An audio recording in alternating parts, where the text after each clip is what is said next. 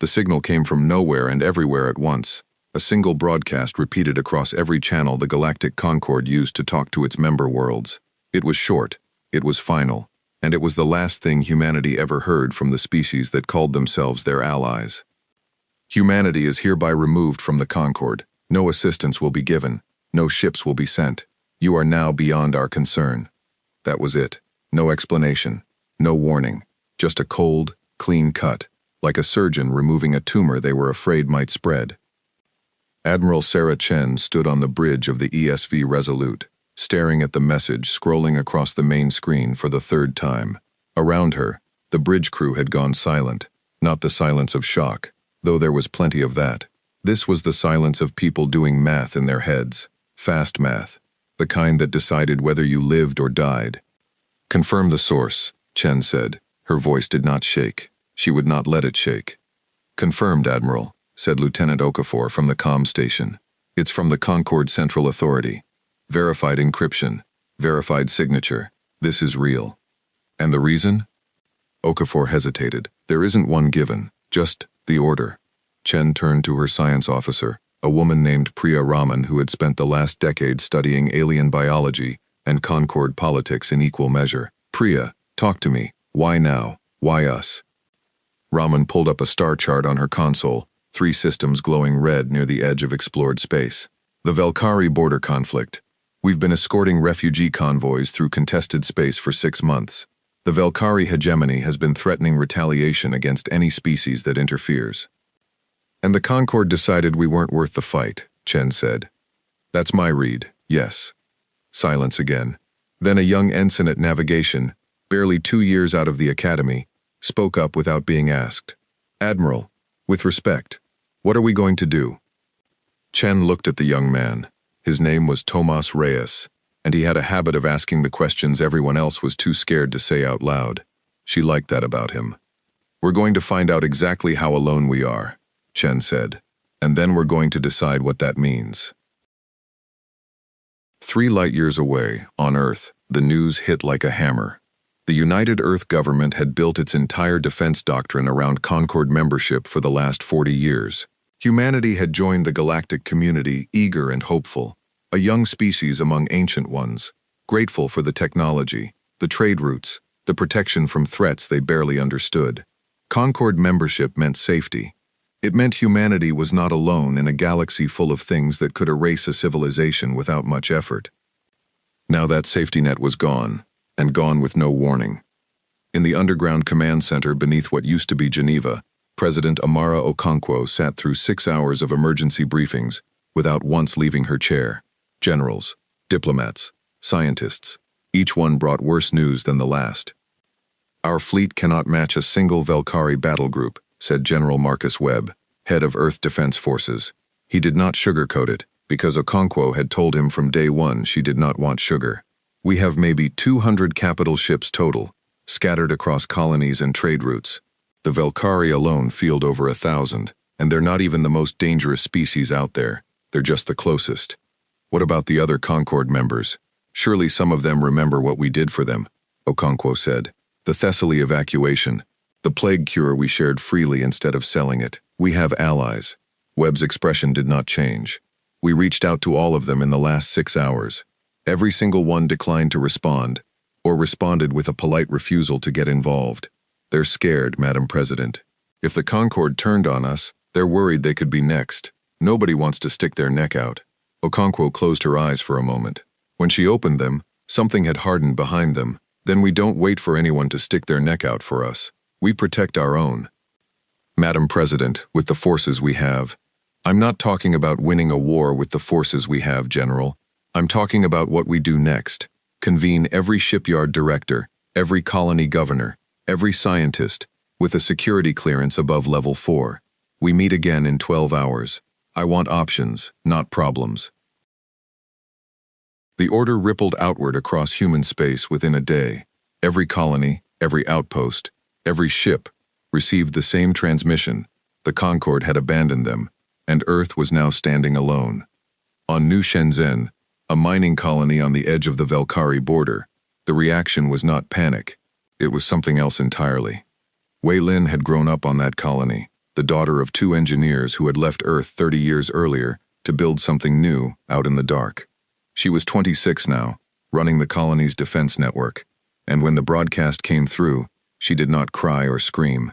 She walked straight to the colony's central plaza, where a crowd was already gathering, faces lit by the dim glow of the system's distant red star.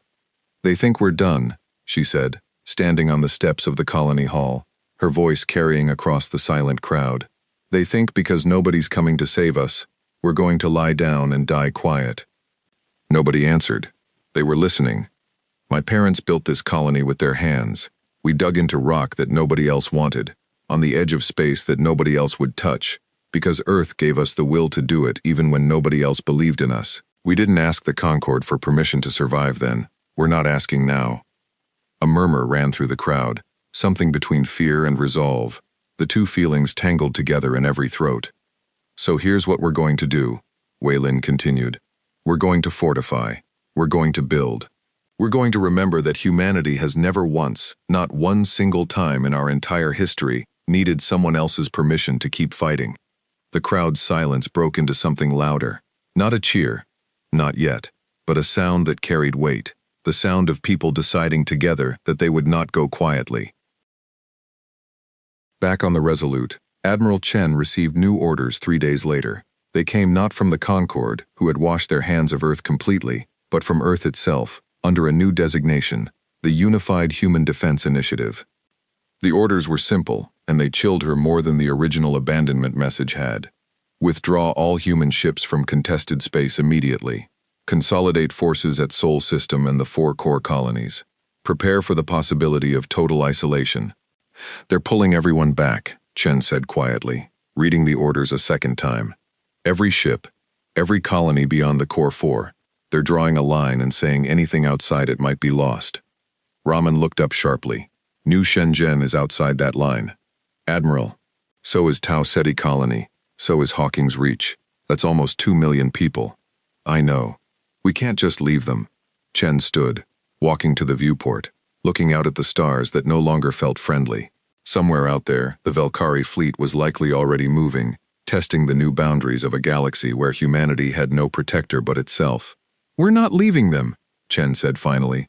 "I didn't say we'd follow the order." Reyes, still at navigation, turned in his seat. "Admiral, that's mutiny." "It's not mutiny if Earth Command agrees with me," Chen said. She turned to Okafor. "Get me a direct line to President Okonkwo. Tell her Admiral Chen has a proposal, and it starts with this. We don't abandon our own people just because the galaxy abandoned us first." The proposal reached Okonkwo within the hour, and she read it twice before calling an emergency session of her cabinet. Chen's plan was bold, dangerously so.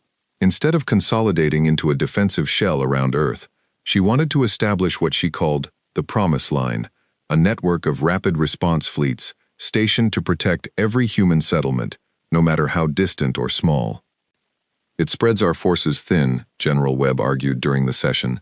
"If the Velkari hit us with everything they have, we won't be able to concentrate defense anywhere. And if we pull back to the core systems, we tell every human colony out there that they don't matter," Okonkwo said. "We tell them exactly what the Concorde told us. That's not who we are. With respect, Madam President, survival comes first." Okonkwo looked around the table, at the tired faces of people who had spent 3 days without proper sleep, trying to chart a course through a crisis none of them had ever trained for. "Survival as what, General? As a species that protects its strongest and discards the weak? Or as a species that means it when we say nobody stands alone?" Nobody answered immediately. Outside the underground chamber, somewhere far above, the sun was setting over a planet that had just learned it had no friends among the stars. "We adopt Admiral Chen's plan," Okonkwo said finally. "Every colony, every outpost, every ship full of human beings gets defended like it's the capital itself. We don't have the Concorde's resources, we don't have their technology, but we have something they apparently forgot how to value." "What's that?" Webb asked. "Each other," Okonkwo said. "Send the order. The Promise Line begins today." Far beyond the edges of explored human space, in a region of the galaxy the Concorde rarely bothered to map, something old was stirring. It had felt the shift in the balance of power, The sudden withdrawal of protection around a small, struggling species that called itself humanity. It had been waiting a long time for an opportunity like this. The Velkari hegemony was not the only threat in the dark. It was simply the closest one, the first domino in a line that stretched back into history humans had never been told about. History the Concorde had kept hidden for reasons of their own. Humanity did not know yet what was coming. They only knew they were alone, and that the galaxy expected them to fall. What the galaxy did not understand, what it had never bothered to learn in its decades of polite alliance with Earth, was that humans had a very particular relationship with being told they were doomed. They tended to disagree. On 100 worlds and 1,000 ships, the message went out and took root in human hearts. No one was coming to save them, so they would save themselves, and each other, and anyone who could not save themselves alone. The promised line had begun. The galaxy had no idea what it had just unleashed. The Velkari battle group reached the edge of New Shenzhen's system 11 days after the Concorde cut humanity loose. 23 warships, sleek and black, moving in formation that spoke of decades of practiced war. They did not announce themselves. They did not need to. Their sensors had already mapped the colony's defenses, and what they found made the Velkari commander, a war-bred officer named Trega Voss, almost laugh. 12 defense platforms, outdated shield generators, a single squadron of patrol craft that would have struggled against a determined pirate raid, let alone a hegemony war fleet. "This will not take long," Voss said to his second-in-command, watching the sensor display from the bridge of his flagship, the Hollow Talon. "Signal the colony. Tell them to surrender their mining operations and their territory, or we reduce the colony to debris." The signal went out. On New Shenzhen, in the colony's command center buried 300 meters beneath the surface, Wei Lin received it with a tightness in her chest that she did not let show on her face. "They want surrender," she said to the room. "Full territorial concession, or they open fire in 1 hour." Around her, the colony's defense council looked at each other with the particular fear of people who knew exactly how outmatched they were. New Shenzhen had 40,000 residents. It had no military to speak of, just civilian engineers and miners who had spent the last 11 days bolting together whatever defenses they could improvise. "We don't have a choice," said one of the council members, an older man named Director Okonjo. "We surrender. We survive to fight another day." "And then what?" Wei Lin asked. "They take the colony, they take the mining output, they take whatever they want from 40,000 people who can't fight back. That's not surviving, that's just dying slower." Before Okonjo could respond, the comm board lit up with an incoming transmission, not from the Velkari fleet, but from somewhere deeper in human space. Wei Lin answered it, and Admiral Sarah Chen's face appeared on the screen, calm and sharp-eyed. "This is the ESV Resolute, leading Task Force Hammer, 3 hours out from your position," Chen said. "Do not surrender, do not negotiate, hold your defenses and buy us time. We are coming." Wei Lin felt something loosen in her chest, just slightly. "Admiral, with respect, they're giving us 1 hour. You're 3 hours out." "I know," Chen said, "which means you need to make 1 hour look a lot longer than it is." The hour Voss gave New Shenzhen ran out, and the colony's answer came back not as a surrender, but as silence. Voss took the silence as defiance, which it was, and ordered the Hollow Talon to open fire on the colony's outer defense platforms. What he did not expect was the resistance. New Shenzhen's defenses had been quietly upgraded in the 11 days since the abandonment, not by any official military supply chain, since there hadn't been time for that, but by the colony's own engineers, working without sleep, repurposing mining equipment into makeshift weapons. Plasma cutters meant for asteroid extraction had been retooled into short-range defense lasers. Mining drones, hundreds of them, had been converted into kamikaze interceptors, cheap and expendable and numerous enough to overwhelm point defense systems through sheer volume. The first wave of Velkari fighters hit a wall of drone swarms that no sensor reading had predicted, and 3 fighters went down in the opening exchange. Voss, watching from the Hollow Talon's bridge, felt his confidence crack just slightly. "Recalibrate point defense for the drone pattern," he ordered, "and bring the capital ships in closer. End this." The capital ships moved in, and New Shenzhen's outer platforms began to fail one by one under their fire, but the colony did not break. Every platform that went dark, the engineers had already wired with self-destruct charges, turning the wreckage itself into a hazard field that slowed the Valkyrie advance even further. Wei Lin stood in the command center, watching the battle unfold on the main display, her hands steady on the console even as the platforms she had helped build went dark one after another. "They're burning through our defenses, but they're burning through their own ammunition and patience too," she said to the room. "Every minute we hold, we're buying the fleet more time to arrive. Keep the drones moving, keep the wreckage field active. We don't need to win, we need to survive." 2 hours and 40 minutes after the first shot was fired, Task Force Hammer dropped out of slipspace at the edge of the system, 12 ships strong, far smaller than the Valkyrie force but moving with a speed and precision that suggested they had not come to negotiate. Admiral Chen's voice came across the open channel to the entire battle space, Valkyrie and human alike. "Valkyrie Fleet, this is Task Force Hammer of the Unified Human Defense Initiative. You are engaging a protected human settlement.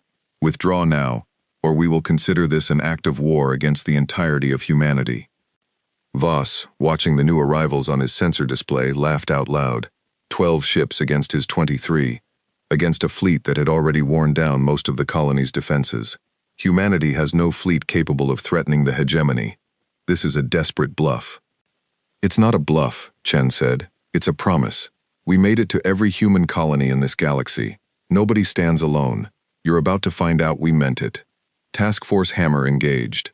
What followed was not a battle that should have made sense by the numbers.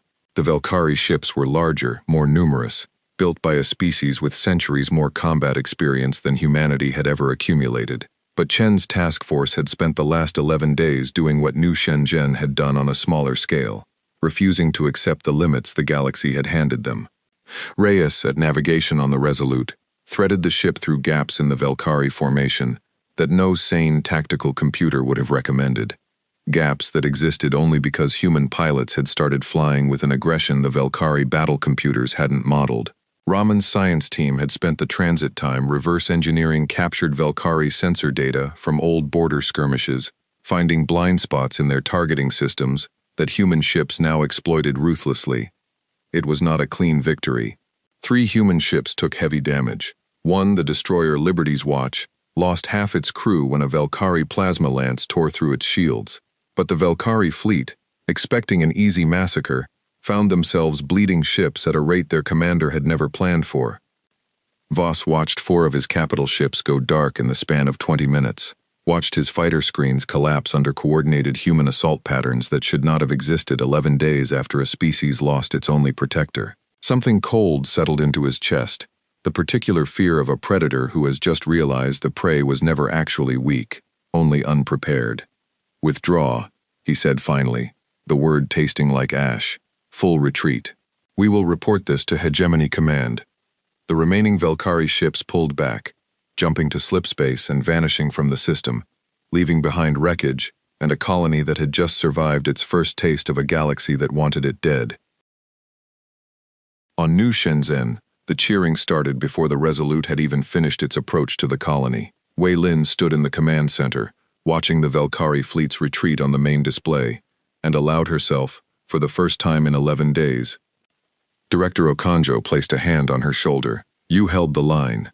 We held the line," she corrected. "All of us, the drones, the engineers, the people who didn't run when they could have." Hours later, when Chen's shuttle landed on the colony's surface and the Admiral walked out to meet the colony's defense council in person, Wei Lin was the first to greet her. "You actually came," Wei Lin said, still half in disbelief. "I told you we would," Chen said. "The promise line isn't a slogan. It's the only thing we have left that the galaxy can't take from us.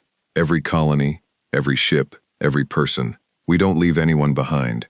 Not because we're strong enough to guarantee it, but because the alternative is becoming exactly what the Concorde already proved they are."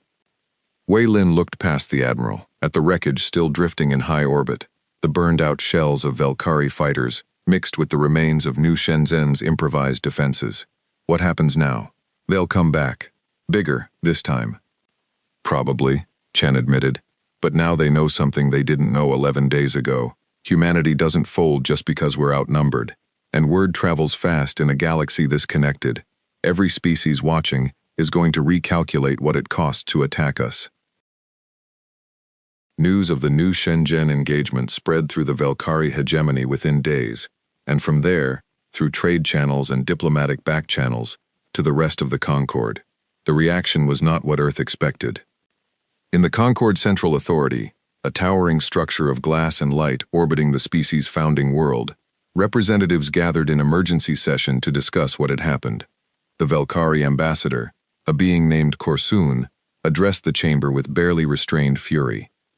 "We expelled humanity from this Concorde 11 days ago specifically to avoid this exact situation," Korsun said, "and now they have engaged and repelled a hegemony battle group with a fraction of the forces they should have required. This was not supposed to happen." A representative from the Tessari Compact, one of the founding species of the Concorde, spoke next, her voice measured and careful. "Perhaps the assessment of humanity's threat capability was flawed from the start. We removed them based on political convenience, not military analysis."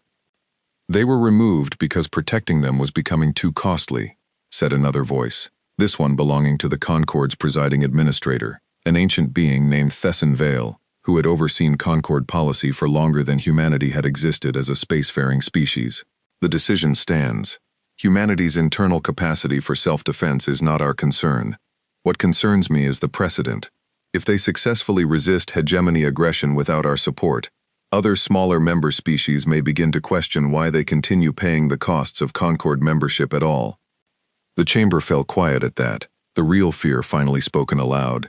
It was never really about humanity's safety. It was about control, about the Concorde's grip on the smaller species who depended on it, a grip that a successful independent humanity threatened to loosen. "Then we make certain this does not become a pattern," Korsun said. "The hegemony will return to New Shenzhen with overwhelming force. This time, there will be no survivors to inspire anyone else's defiance." Back in Sol System, President Okonkwo received the full battle report from Admiral Chen alongside an intelligence briefing that made her blood run cold.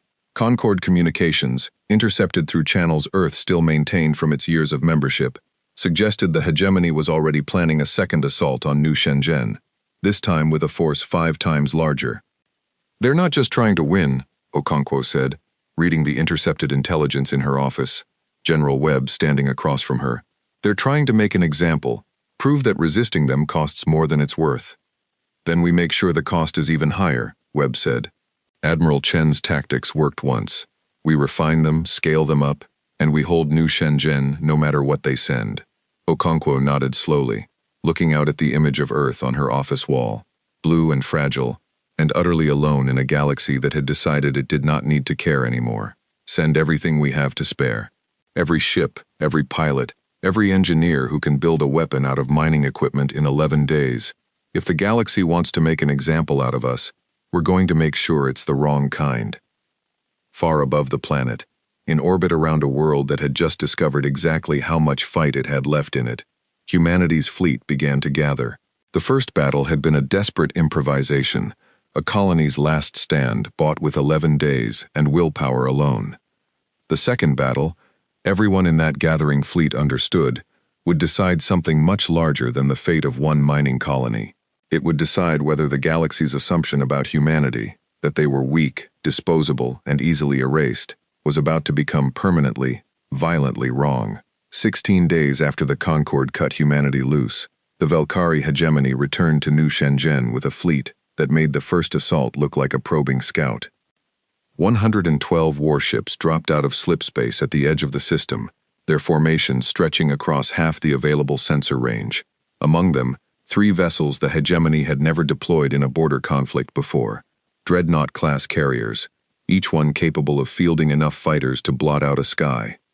On the Resolute, now serving as the flagship of a hastily expanded human fleet called Task Force Anchor, Admiral Chen watched the sensor readout populate with red icons until the screen looked less like a battle map and more like a wound. "That's not a punitive strike," Raman said quietly, standing at her science station. "That's an extermination order." "They're sending a message," Chen said. "Resist us, and this is what it costs." Behind her, the bridge had gone quiet in a way that was different from the silence 16 days earlier, when the Concorde's abandonment message first hit. This silence had weight to it, The weight of people who understood exactly what they were looking at, and had chosen to stay anyway. Tomas Reyes broke it first. "Admiral, our fleet is 41 ships. They've got over 100.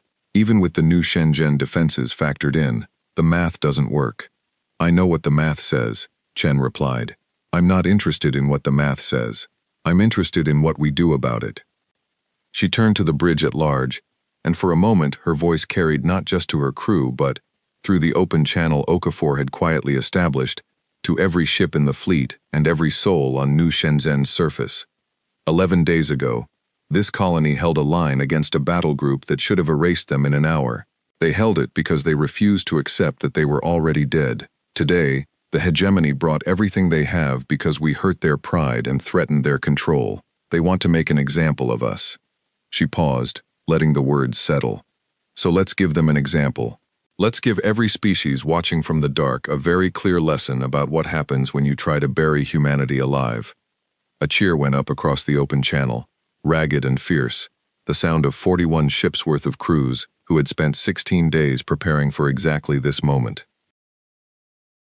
On the surface of New Shenzhen, Wei Lin stood in the same command center where she had watched the first battle unfold, except now the room was full. Engineers, miners, off-duty defense personnel, and a cluster of newly arrived volunteers from neighboring colonies who had heard about the first stand and refused to sit it out, all crowded around monitors and consoles that had been rebuilt and reinforced in the days since.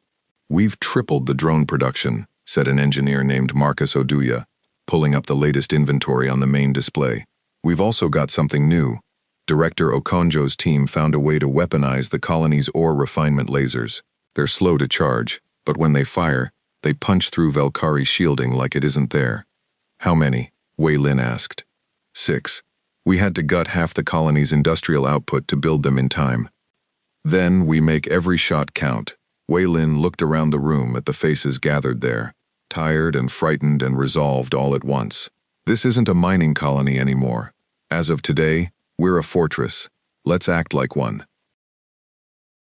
The battle began with the Valkyrie dreadnoughts launching their fighter wings in a single overwhelming wave, thousands of small craft screaming toward the human fleet and the colony's defenses, in a formation designed to simply drown every available point defense system through sheer numbers. Admiral Chen had expected exactly this. "Execute pattern hollow," she ordered, and across the human fleet, ships that had spent 16 days drilling a tactic born from desperation and innovation, in equal measure, began to move. Instead of meeting the fighter swarm head-on, the human fleet split into smaller, faster formations, weaving through the edges of the swarm rather than absorbing it directly, using New Shenzhen's drone network as a secondary wall that the Valkyrie fighters had to fight through before ever reaching the capital ships. It cost them. 2 human frigates were overwhelmed in the opening minutes, their crews evacuating to escape pods as the ships went dark. But the strategy bought something precious: time, and the chance to thin the fighter swarm before the Valkyrie capital ships closed the distance. On New Shenzhen's surface, the 6 refinement lasers fired in sequence, each one taking nearly 90 seconds to recharge, but punching clean through the shields of anything they hit. The first shot tore through a Valkyrie cruiser's engine section, leaving it dead in space, a target the human fleet's smaller ships swarmed and finished within minutes.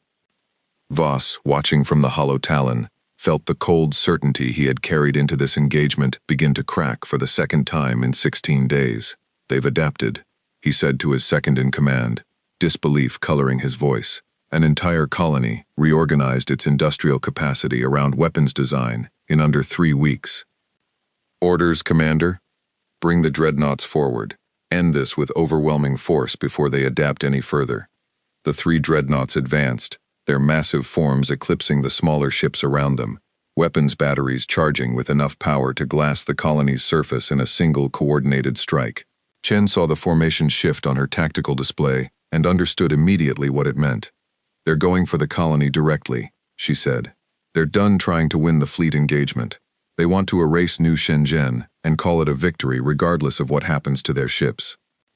"Admiral, we can't intercept all 3 dreadnoughts with what we have left," Okafor reported, voice tight. "We've lost 6 ships. We're down to 35 against 106, and they're bringing the heaviest weapons in their arsenal straight at civilians."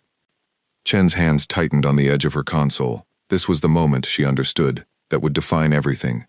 Not the battle's outcome in numbers, but the choice in front of her. Concentrate everything we have on the lead dreadnought, she ordered. Reyes, plot an intercept course. We're not letting them reach the colony. Admiral, that's a collision course with a ship 40 times our mass, Reyes said. I know exactly what it is, Lieutenant. Plot it anyway. What followed would be studied by tacticians across human space for generations afterward, not because it was elegant, but because it was the rawest possible expression of a species refusing to let the people it had promised to protect become a statistic. The Resolute, along with 11 other human ships, drove directly into the path of the lead Velkari dreadnought, weapons fire concentrated with a precision born of shared desperation rather than superior technology. The dreadnought's shields, designed to withstand sustained bombardment from dozens of smaller craft over time, had never been tested against this kind of focused, immediate assault.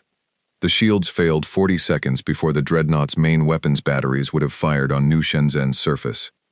The second wave of human fire tore into the dreadnought's exposed hull, and Voss watched in real time as the ship that was supposed to end this conflict in a single devastating strike instead began to die, internal explosions rippling along its length as critical systems failed one after another. On New Shenzhen, Wei Lin watched the dreadnought's destruction on the command center's main display, the massive ship breaking apart in a silent, distant fireball that nonetheless felt close enough to touch. Around her, the room erupted, not in celebration yet, because the battle was far from over, but in something fiercer, belief. They held it, Marcus Oduya breathed. They actually held it. It's not over, Wei Lin said, though her own voice carried the same disbelief. 2 more dreadnoughts incoming. Keep the refinement lasers cycling. We're not done. Voss, watching his flagship's sensors confirm the loss of the lead dreadnought, felt something he had not expected to feel against a species the hegemony had dismissed as soft and dependent for decades. Respect, twisted and bitter, mixed with something closer to fear. Pull the remaining dreadnoughts back, he said finally. Concentrate fighter screens. We finish this with attrition, not a single overwhelming strike. They cannot have anticipated everything. But the human fleet, bloodied and reduced to barely 30 ships, had found something in the destruction of that dreadnought that no amount of Velkari recalibration could counter. Momentum. Every ship that remained fought with the knowledge that the impossible had already happened once today. It could happen again.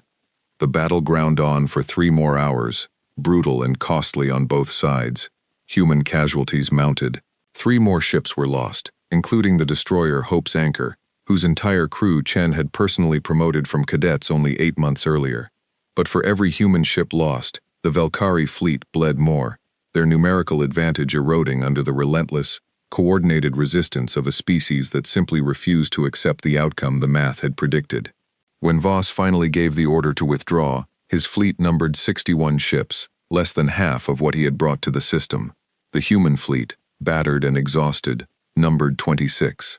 By the brutal arithmetic of war, it should have been a Velkari victory. They had inflicted more losses than they suffered in raw numbers, technically speaking, but everyone on both sides of the engagement understood the truth that the numbers concealed. The hegemony had thrown everything at a single mining colony and a fraction of humanity's available fleet, and they had failed to take it. In the aftermath, as repair crews moved through the wreckage in New Shenzhen's orbit, and the colony's medical bays overflowed with wounded from both the fleet and the surface defense, Admiral Chen stood alone in the Resolute's observation deck, looking out at the stars and the debris field that marked where the battle had been won.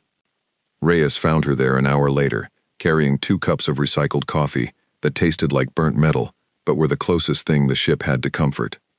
"We held it, Admiral," he said, handing her one of the cups. "We held it," Chen agreed quietly, "at a cost. 9 ships, almost 300 crew. I don't know yet how many we lost on the surface." "It mattered, though," Reyes said. "Didn't it?" Chen looked at him, this young officer who had asked the hard questions 16 days ago when the Concorde first abandoned them, and who had flown the Resolute directly into the path of a dreadnought without hesitation when she gave the order. "It mattered," she confirmed. "Today, every species watching this engagement learned something the Concorde tried very hard to make sure they never had to learn. Humanity doesn't need permission to survive. We don't need a protector. We need each other, and apparently, that's enough to make even the hegemony bleed. Far below them, on New Shenzhen's surface, Wei Lin stood in the wreckage of the colony's outer perimeter, looking up at the stars where the battle had raged, and understood that something fundamental had shifted, not just for her colony, but for every human settlement scattered across a galaxy that had just been forced to recalculate exactly what it meant to leave humanity for dead. The Concorde had expected silence. What they got instead was a fleet bloodied but unbroken, a colony scarred but standing, and a promise that had just proven, in the worst possible way, that it was not just words. Nobody stands alone. The galaxy was beginning to understand humanity meant it, no matter the cost. 3 weeks after the Battle of New Shenzhen, the footage reached every corner of Concorde space, despite the hegemony's best efforts to suppress it. A merchant trader, working routes along the contested border, had captured fragments of the engagement on long-range sensors and sold the data to anyone willing to pay. By the time the Concorde Central Authority tried to control the narrative, it was already too late. Every member species had seen, in raw sensor data and grainy visual feeds, a human fleet a third the size of its attacker, driving a dreadnought into oblivion through sheer refusal to lose. The reaction across the galaxy was not unified. Some species reacted with renewed fear of humanity, a young, unpredictable race that had just demonstrated it could trade blows with an established military power and walk away standing. Others reacted with something more complicated: hope, quiet and dangerous, the kind that smaller Concorde members had not allowed themselves to feel in a long time. On a world called Threna, home to a small avian species called the Skarn who had been Concorde members for over 2 centuries without ever once being treated as equals, a delegation gathered in secret to discuss what they had seen. They survived without the Concorde, said Speaker Velith, the eldest member of the delegation, her feathers ruffled with an agitation she rarely allowed herself to show in public. Not just survived, they fought back. They won, against forces that should have erased them in a single afternoon. The Velkari hegemony has always respected only strength, said a younger delegate, Corvin. If humanity can earn that respect through resistance, perhaps we have been thinking about our own situation incorrectly. You're suggesting the Skarn follow humanity's example, Velith said. Reckless. The Concorde could crush us as easily as they cast humanity aside. The Concorde cast humanity aside specifically because keeping them was inconvenient, Corvin replied. We have been inconvenient to the hegemony's expansion for 15 years. How long before we become inconvenient to the Concorde as well? The room fell silent. Nobody had an answer, but everyone understood the question had finally been spoken aloud, the question that humanity's defiance had forced into the open across a dozen worlds simultaneously. Back in Sol System, President Okonkwo faced a crisis of an entirely different shape. The cost of the promise line was becoming clear in ways that strained even Earth's considerable resolve. New Shenzhen's victory had bought breathing room, but the colony itself was devastated, its industrial capacity gutted to build weapons in 11 days, its population reduced by hundreds of casualties, its infrastructure barely functional. And New Shenzhen was only one colony among dozens that humanity had pledged to protect. We cannot sustain this, General Webb said during the weekly defense briefing, his voice carrying none of the cautious optimism that had followed the battle's victory. We won at New Shenzhen, but at a cost we cannot repeat across every colony under threat. The hegemony has 31 other border settlements they could target next, and we have a fleet that's still rebuilding from losses we took defending just one. What's the alternative, General? Okonkwo asked, though she already suspected the answer and dreaded it. Prioritization, Webb said carefully. We can't defend every colony equally. We need to identify which settlements are strategically defensible and concentrate our resources there. The rest, he hesitated. The rest may need to be evacuated, or accept they're beyond what we can protect. Okonkwo felt the weight of the suggestion settle into the room like a physical thing. It was the same logic, dressed in different language, that the Concorde had used to abandon humanity in the first place. Some lives were worth protecting, others were not. No, she said finally. Madam President. I said no, General. We made a promise, not a conditional one, not a when convenient one. If we start sorting our own people into worth saving and worth abandoning, we've already lost, regardless of what happens militarily. We become exactly what we're fighting against. Webb's jaw tightened, but he did not argue further. He had served long enough to recognize a decision that would not be unmade through debate. Then we need another path, Okonkwo continued. Not more ships, not yet. We don't have the shipyards to build them fast enough. We need allies, real ones, not the kind that abandon you the moment it becomes inconvenient. The Concorde has made it clear nobody is willing to risk hegemony retaliation by openly supporting us, Webb said. Openly, no, Okonkwo agreed. But I don't think every species in that Concorde agrees with the decision to cast us aside. New Shenzhen proved something to the galaxy. I think it's time we found out exactly who was paying attention. The first contact came 8 days later, through a channel that should not have existed, encrypted using protocols Earth's intelligence division did not recognize. Admiral Chen, still overseeing repairs to her battered fleet in New Shenzhen's orbit, was the one who received it. The message was brief, and it came from the Skarn delegation on Threnna. We have watched what you did. We do not yet know if we have the courage to do the same. But we wished you to know that not every species in this galaxy believes the Concorde's decision was just. If there is ever a way for our people to help yours without ending both of us, we would not refuse the chance. Chen read the message twice, before forwarding it directly to Earth Command, along with her own assessment. This isn't an alliance, she wrote in her report. Not yet. But it's a crack in the unity the Concorde has been counting on. If the Skarn are willing to reach out quietly, others may follow. We should pursue this carefully, but we should pursue it. Okonkwo agreed, and within days, quiet diplomatic channels opened between Earth and a handful of smaller Concorde species. None willing to declare open support, all of them watching humanity's continued resistance, with an interest that had not existed 3 weeks earlier. It was not the rescue humanity had hoped for when the Concorde first cut them loose. It was something more fragile and more valuable, proof that the galaxy's fear of the hegemony and of the Concorde's own willingness to discard inconvenient allies ran deeper than anyone had previously admitted. On New Shenzhen, Wei Lin had been promoted, unofficially at first, and then formally through Earth Command's new Colonial Defense Initiative, to oversee the Promise Line's frontline coordination for every settlement along the contested border. It was a role she had never trained for and had not asked for, but the colony's survival had marked her as someone who understood, in practical terms no military academy could teach, what it took to hold a line that should not have held. She spent her days now coordinating with a dozen other colony leaders, sharing the improvised defense techniques New Shenzhen had pioneered, helping settlements with a fraction of New Shenzhen's resources prepare for the possibility that the hegemony, humiliated by its defeat, might choose easier targets next. It was during one of these coordination calls that she first heard from Hawkins Reach, a small research colony 3 systems away that had been on Earth Command's list of settlements potentially too remote to defend. "We don't have your industrial capacity," said the colony's administrator, a tired-looking man named Dr. Felix Adeyemi.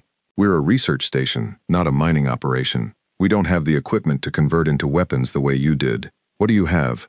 Wei Lin asked. "Data," Adeyemi said.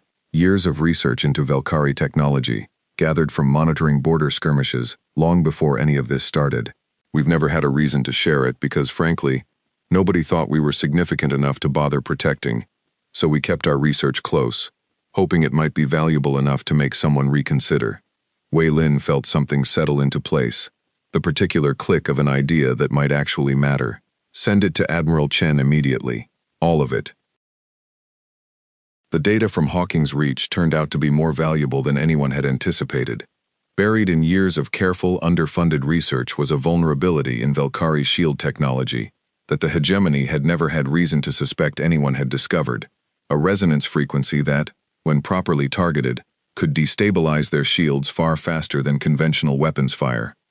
It was the same vulnerability, Raman realized when she reviewed the data on the Resolute, that had allowed the human fleet to crack the lead dreadnought's shields during the battle. Though nobody had understood the underlying physics at the time, they had stumbled onto it through desperate trial and error. Hawkins Reach had found it through years of patient, unglamorous research that nobody had thought worth funding properly. "This changes everything," Raman told Chen, presenting the findings. "If we can refine our weapon systems to target this frequency directly, instead of relying on volume of fire, we level the playing field significantly. We don't need numerical superiority anymore, we need precision." Chen looked at the data, then at the report's origin. A colony that Earth Command had quietly considered indefensible, written off as a potential loss in the brutal calculations General Webb had proposed weeks earlier. A colony that, had Okonkwo agreed to that prioritization, might have been abandoned before it ever had the chance to hand humanity exactly the advantage it desperately needed. "Send my compliments to Dr. Adeyemi," Chen said, "and make sure Hawking's Reach gets priority defense resources from this point forward. They just earned it." The discovery spread through Earth Command's defense network within days, and weapons engineers across human space began the painstaking work of retrofitting existing systems to exploit the newfound vulnerability. It would not be ready in time for whatever the hegemony planned next, not fully, but it represented something Earth had not had since the Concorde's abandonment. A genuine technological edge, earned not through superior resources, but through the kind of patient, unglamorous work that only existed because humanity had refused to abandon even its smallest, least defensible colonies.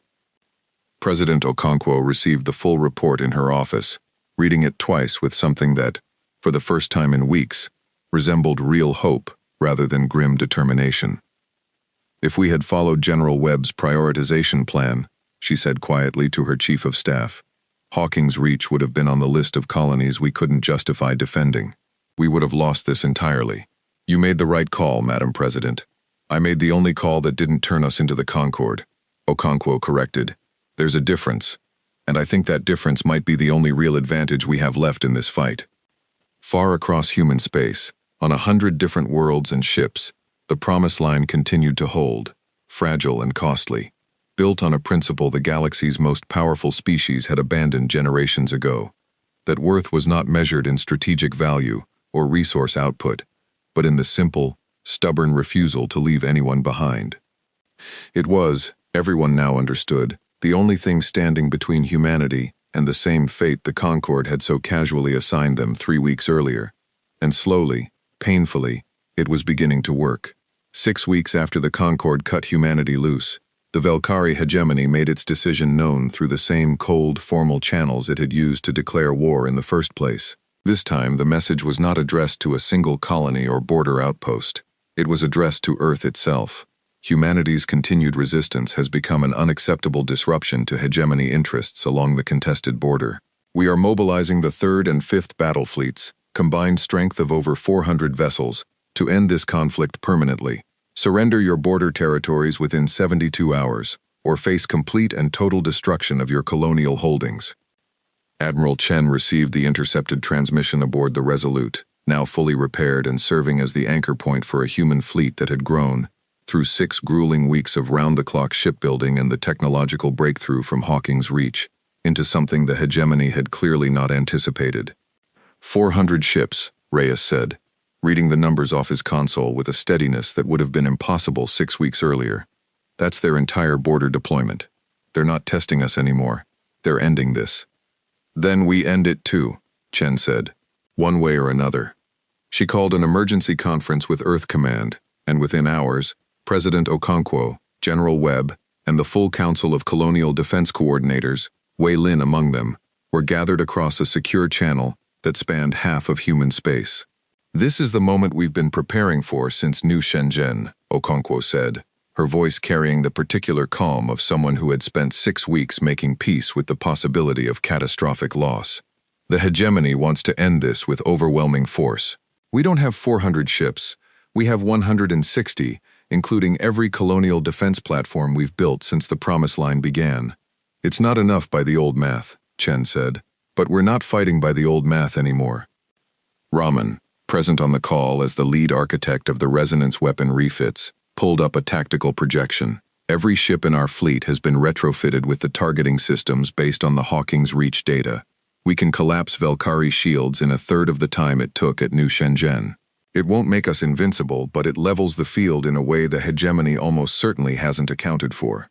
There's something else," Wei Lin added, her voice carrying across the channel from New Shenzhen's command center, the colony rebuilt and reinforced since the battle that had nearly destroyed it. "We're not facing this fleet alone. The Skarn delegation reached out again yesterday. They're not offering combat support, not openly, but they've agreed to provide their entire sensor network along the border, real-time intelligence on hegemony fleet movements. Two other species followed their lead within hours of the Skarn's offer, going out quietly through diplomatic back channels.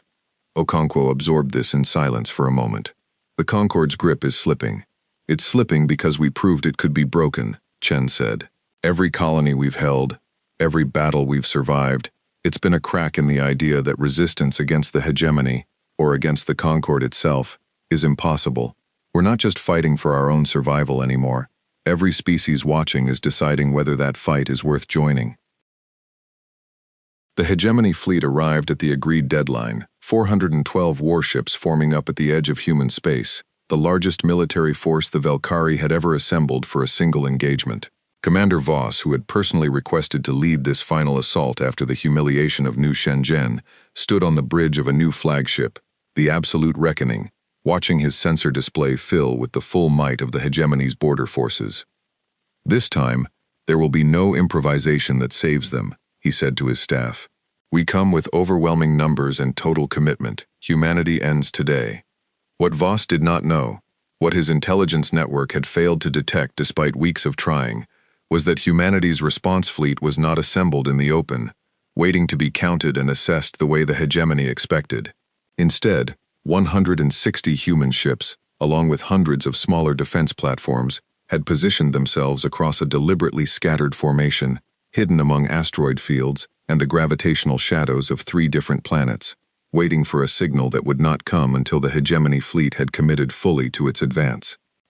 The Skarn's sensor network, feeding real-time data through the quiet back-channel established weeks earlier, gave Chen something no previous human commander in this conflict had possessed: complete visibility into the hegemony's approach pattern, hours before they reached engagement range.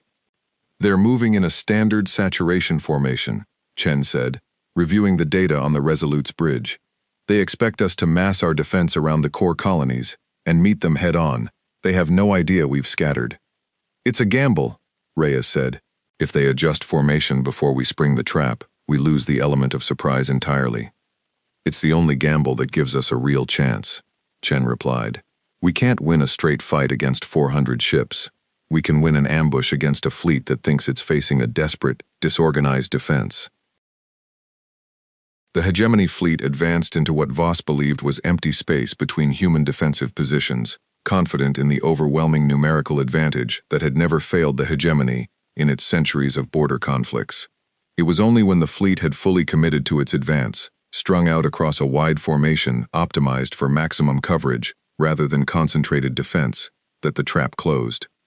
Human ships emerged from the asteroid fields and planetary shadows simultaneously, weapons already charged and targeting locked through the resonance frequency that the hegemony's shields had no defense against. The first volley alone disabled the shields of over 30 Velkari warships before they had even registered the ambush had begun.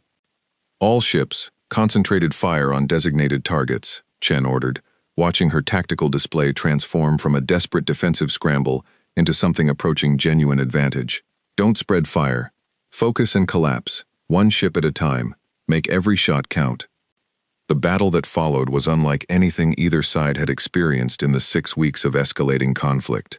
The hegemony, caught in a formation built for overwhelming force rather than rapid reorganization, struggled to bring its full numerical advantage to bear against an enemy that refused to fight where expected. Human ships, smaller and individually weaker but armed with weapons calibrated to exploit a vulnerability the hegemony had never known existed, picked apart the scattered Velkari formation with a precision that turned the battle's mathematics inside out. Voss, watching his fleet's losses mount with an intensity that defied every tactical model his staff had prepared, felt the cold certainty of victory slip away for the third and final time. Concentrate the fleet, he ordered, voice tight with controlled panic.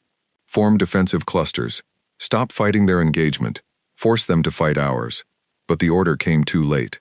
The hegemony's scattered formation, designed to overwhelm a static defense, had become a liability against an enemy fighting a mobile, coordinated ambush. Ships that tried to regroup found themselves isolated and vulnerable, picked off by human formations that had spent 6 weeks training specifically for this kind of fluid, decentralized engagement.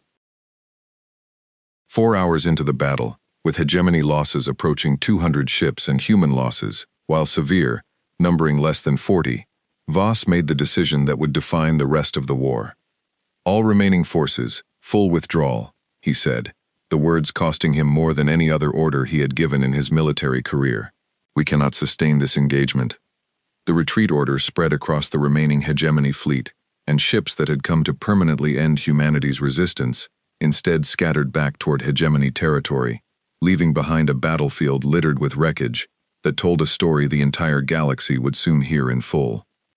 On the Resolute's bridge, the cheering that followed the confirmation of the hegemony's retreat was different from anything Chen had heard in the previous 6 weeks. It was not the relief of narrow survival. It was something closer to vindication, the sound of people who had refused an impossible fate and found, against every expectation the galaxy had set for them, that refusal had been enough. Admiral, Okafor said, voice thick with emotion he didn't bother hiding. Earth Command is requesting a direct line. President Okonkwo wants to speak with you personally. Chen accepted the channel, and Okonkwo's face appeared on the main display, the president's expression carrying the particular exhaustion of someone who had spent 6 hours believing she might be watching the destruction of everything she had sworn to protect. Report, Admiral, Okonkwo said, though her voice already carried the answer she desperately hoped to hear. The hegemony fleet is in full retreat, Chen said. We held the line, Madam President. We held all of it. The aftermath of what would come to be known as the Battle of the Border, the largest engagement in humanity's brief and brutal 6 weeks of independence, rippled across Concorde space with a force that no amount of hegemony censorship could contain.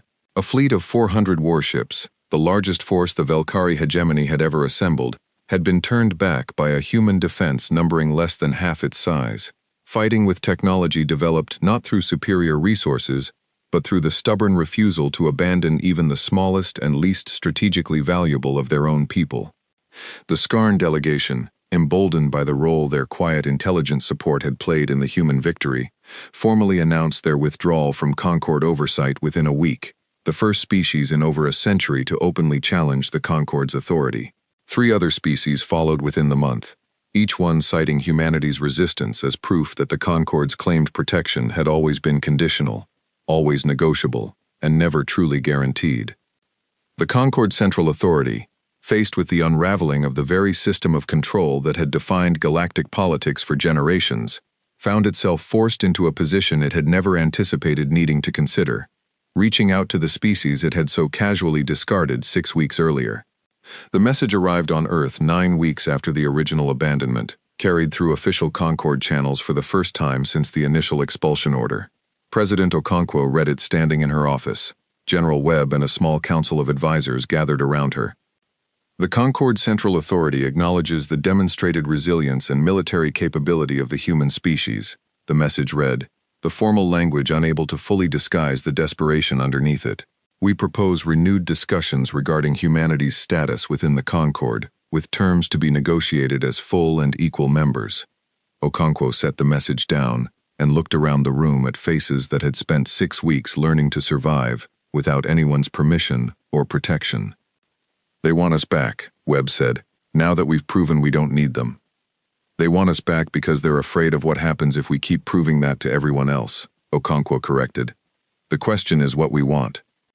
She thought of New Shenzhen, rebuilt and fortified, of Hawking's Reach, whose patient, unglamorous research had turned the tide of an entire war, of every colony and ship that had held the line, not because they were ordered to, but because humanity had made a promise and refused to break it, even when breaking it would have been so much easier.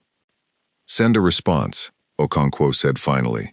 Tell them we'll discuss terms, but tell them this too. Humanity does not return to a Concorde that abandons its members when convenience demands it. If we rejoin, it will be as a founding voice in rewriting what that Concorde actually protects, and who it's willing to leave behind. Months later, Admiral Sarah Chen stood once more on the Resolute's observation deck, looking out at a starfield that had once seemed indifferent and cold, 6 weeks of brutal, costly survival, having transformed it into something else entirely. A galaxy that finally understood exactly what it meant when humanity made a promise. Wei Lin had joined her for this visit, traveling from New Shenzhen to see firsthand the fleet that had saved her colony twice over the course of an impossible war. The 2 women stood together in comfortable silence, watching the stars, before Wei Lin finally spoke. Do you think it's over? She asked, The fighting, I mean. No, Chen admitted. The hegemony lost a battle, not a war. The Concorde's still figuring out what they actually want from us. There's a lot more uncertainty ahead than certainty. Then what was the point? Wei Lin asked. Of all of it. The losses, the sacrifice. Chen turned to look at her, the weight of 6 weeks settling into the lines of her face, but her eyes carrying something steady underneath the exhaustion. The point was proving something that should have always been true, she said. That worth isn't measured by how convenient you are to protect, that a promise means something even when, especially when, keeping it costs everything you have. The galaxy spent generations believing strength meant abandoning anyone who became inconvenient. We just spent 6 weeks proving them wrong. Far below them, scattered across 100 worlds and 1,000 ships, humanity continued the long, uncertain work of rebuilding what the war had cost, carrying forward the simple, stubborn principle that had carried them through an impossible 6 weeks. Nobody stands alone, not while there was still breath left to keep that promise. The galaxy had left them for dead. Humanity had simply refused to stay that way.